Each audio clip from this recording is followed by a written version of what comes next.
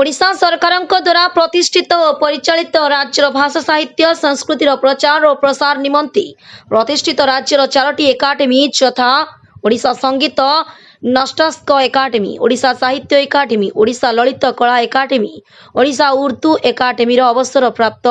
कर्मचारी मानकर एक बैठक धौली थाना अधीन पड़धानपुर अनुष्ठित हो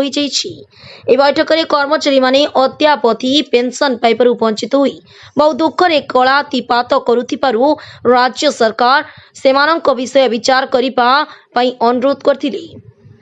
प्रकाश था कि 1994 मसीह राज्यर प्रभात पुरुष श्रीजुक्त विजु पट्टनायक मुख्यमंत्री थिबा समय 1994 मसीह पेंशन पाइबा दिगरे एक विज्ञप्ति जारी करथिले मध्य या 2 वर्ष कार्यकारी कला परे आउ कार्यकारी हेउ नहीं। संप्रति ओडिया साहित्य भाषा संस्कृतिर प्रसार निमंते राज्य सरकार बहु पदक्षेप नेउथिबा बेले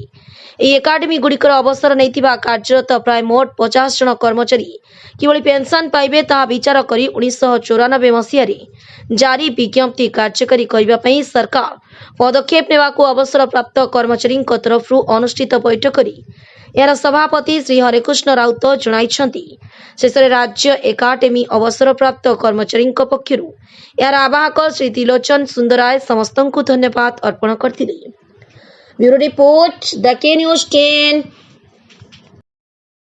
जेतबेले ओडिया भाषा साहित्य संस्कृति कला दिगरे कौनसी अनुष्ठान सरकार द्वारा प्रतिष्ठित होई नथिला सेतेबेलठू 4टी एकाडेमी राज्य सरकार प्रतिष्ठित करथिले। एकाडेमी माध्यम रे भाषा साहित्य कला संस्कृति सबु कार्य से एकाडेमी माध्यम रे करा जाउतला एबे भी करा जाउची। सरकार जो कार्यक्रम हेले से एकाडेमी थ्रो रे ही करा जाउची, किंतु एकाडेमी कर्मचारी माने जो माने अवसर नहीं सारे बा जो माने अछंती अवसर नेबे आमे पेंशन पाइबारु वंचित फल बहु कर्मचारी अभाव असुविधा मध्य गति करुचंती। तेणु आमे आज एठारे गोटे अवसर परे एठारे उपस्थित होई आपण मान माध्यम सरकार को दाबी करूछु जहाँ किछि संभव सही नोटिफिकेशन कार्यकारी करंतु बा सही नोटिफिकेशन टा कार्यकारी करिकि